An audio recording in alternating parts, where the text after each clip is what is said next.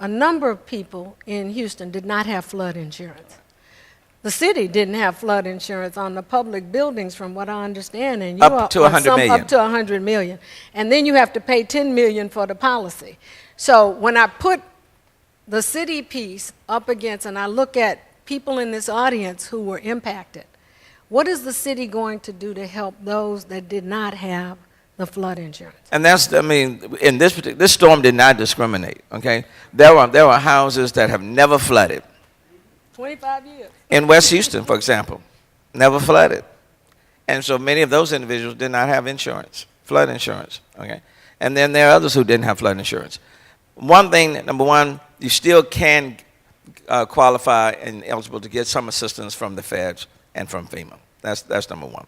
Number two, people oftentimes overlook the Small Business Administration, but those loans are like 1-point-something%. That's another source, so that shouldn't be overlooked. Thirdly, we do have the local relief fund between the city and the county, okay? And the needs are certainly on elderly and people with special needs and low-income communities, but quite frankly, there are a number of middle-income families that lost all of their stuff, and they've exhausted their resources, and they shouldn't be left out either, okay?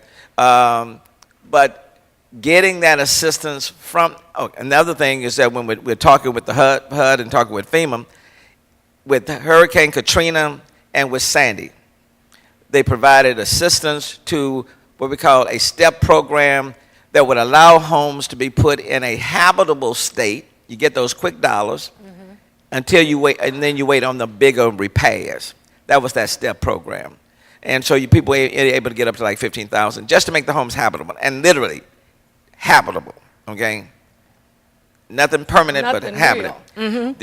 But there's another model that we're looking at, and that's direct home assistance, where people can get up to $50,000 to $60,000 a home, and they can engage in the more permanent repairs.